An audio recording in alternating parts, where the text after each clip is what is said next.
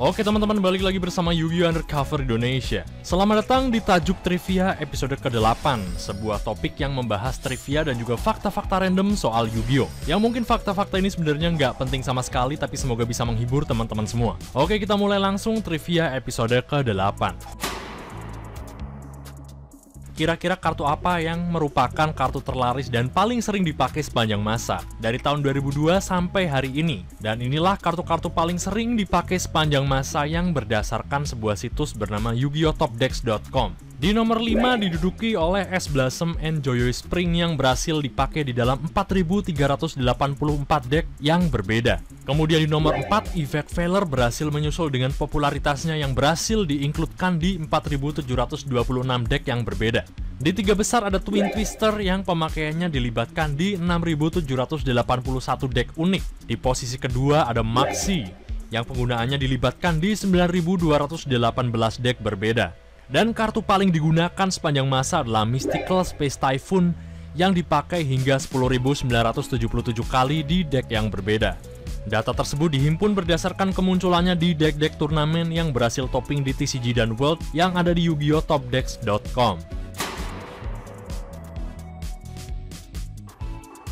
Dragon Maid adalah salah satu archetype di Yu-Gi-Oh! Yang dikenalkan pertama kali pada bulan Agustus 2019 di OCG. Desain nama dan artwork archetype ini kemungkinan besar terinspirasi dari sebuah seri manga yang cukup populer, garapan Cool Kyoshinja dengan judul Miss Kobayashi's Dragon Maid. Sebelum archetype Dragon Maid rilis secara official di OCG, pada bulan Juni 2019, mangaka Cool Kyoshinja sudah memberikan semacam pertanda lewat akun Twitter resminya kalau akan ada hubungan antara Yu-Gi-Oh! Dan manga Miss Kobayashi's Dragon Maid.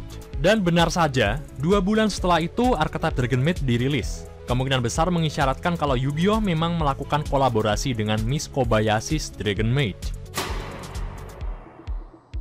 Di Yu-Gi-Oh! 5Ds episode ke-98, ketika ada scene yang menampilkan poster turnamen World Racing Grand Prix, kita bisa melihat daftar perusahaan yang mensponsori turnamen tersebut. Dan kalau kita baca daftar perusahaan itu, ada Schroeder Toys Japan, perusahaan yang pernah dipimpin oleh Siegfried von Schroeder. Senrigan Network System, perusahaan yang mensponsori Duelist Pro Edo Phoenix. Manjome Digital Entertainment, perusahaan yang pernah dipimpin oleh keluarga besar Jun Manjome. Garam Motors, perusahaan yang pernah dipimpin oleh keluarga besar Amon Garam. The Bolger and Company, perusahaan misterius yang kita belum tahu. Dan Pegasus J. Crawford Memorial Foundation, sebuah yayasan yang sepertinya dibentuk untuk mengingat mendiang Pegasus J. Crawford, yang dengan kata lain Pegasus saat itu sudah meninggal. Saya iseng-iseng nyari, kira-kira siapa protagonis dengan deck paling bejat. Perbandingan ini saya buat dengan menggunakan Forbidden and Limited List dari format awal sampai yang terbaru sebagai parameternya. Dan protagonis paling bejat nomor 6 ada Yuma Tsukumo. Duelis yang cukup santun sebenarnya, karena hanya menggunakan satu kartu bejat di animenya, yaitu Monster Reborn. Protagonis yang punya budi pekerti yang sama ada Yusaku Fujiki, yang juga menggunakan satu kartu bejat aja, yaitu Firewall Dragon. Kemudian duelis yang lumayan bejat ada Yuya Sakaki karena menggunakan 4 kartu tak bermoral, yaitu Performapel Monkey Board, Monster Reborn, Astograph Sorcerer, dan The Phantom Knights Rank Up Magic Launch. Protagonis yang agak bejat berikutnya ada Yusei Fudo dengan penggunaan 10 kartu bejatnya, yaitu Level Eater, 1-for-1, Debris Dragon, Exiled Force, Knights Assailant, Black Rose Dragon, Formula Synchron, United We Stand, Backup Soldier, dan Call of the Haunted.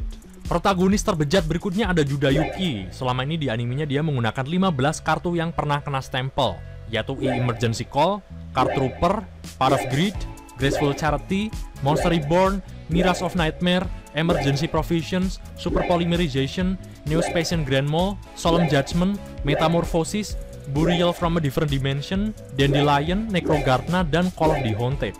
Dan protagonis yang bejatnya nggak tanggung-tanggung ada Yugi. Sejauh ini dia menggunakan 27 kartu laknat dalam duel-duelnya, yang diantaranya adalah Red Gadget, Yellow Gadget, Marshmallow, Magician of Fate, Fissure, Heavy Storm, Breaker of the Magical Night, Monster Reborn, Brain Control, Mind Control, Graceful Charity, Part of Greed, 5 Exodia, Card Distraction, Premature Burial, Gold Sarcophagus, Witch of the Black Forest, Sangan, Swords of the Revealing Light, Magic Cylinder, Time Seal, dan Mystical Space Typhoon.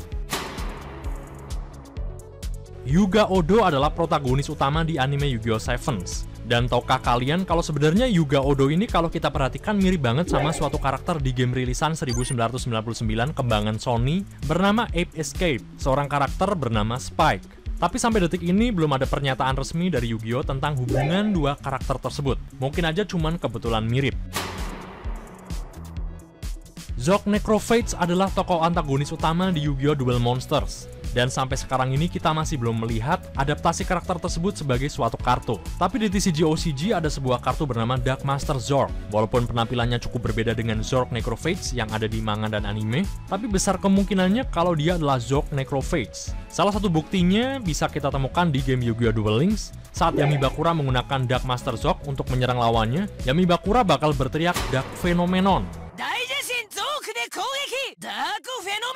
Sedangkan Dark Phenomenon ini adalah salah satu jurus yang dimiliki Zog Necrophage di manganya. Sehingga mengisyaratkan kalau Dark Master Zog dan Zog Necrophage adalah sosok yang sama. Ada beberapa klasifikasi ability yang dimiliki kartu efek monster di Yu-Gi-Oh! Tapi kira-kira ability mana yang paling populer dilihat dari jumlah kartu yang dirilis. Dan ability apa yang paling dilupakan sama Konami?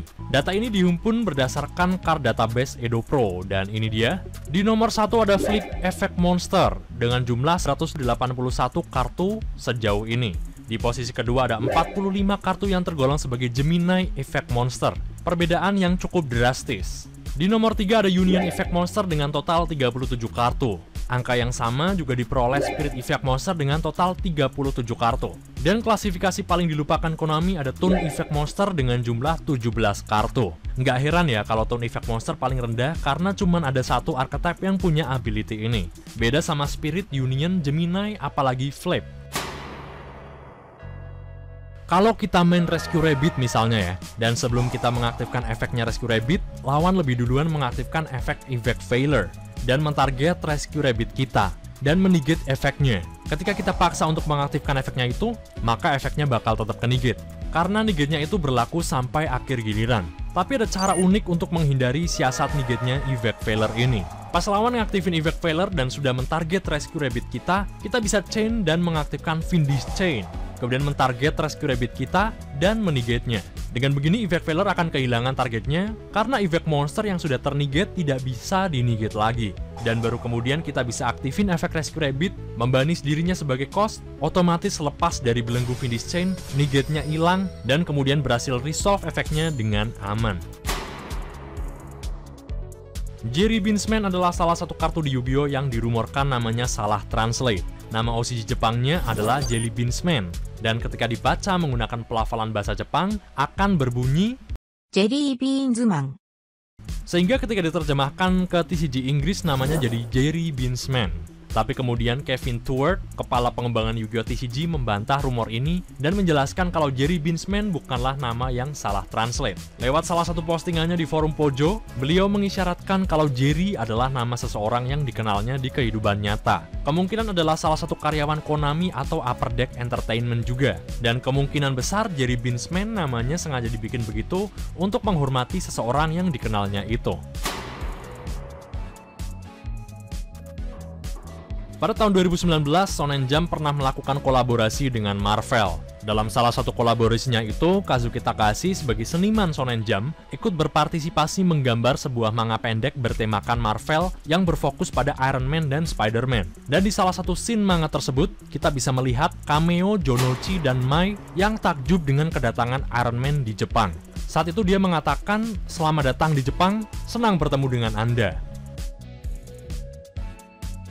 Oke teman-teman, jadi itu dia trivia-trivia buat episode ke-8. Semoga informasinya walaupun nggak terlalu bermanfaat, bisa diambil manfaatnya buat teman-teman semua.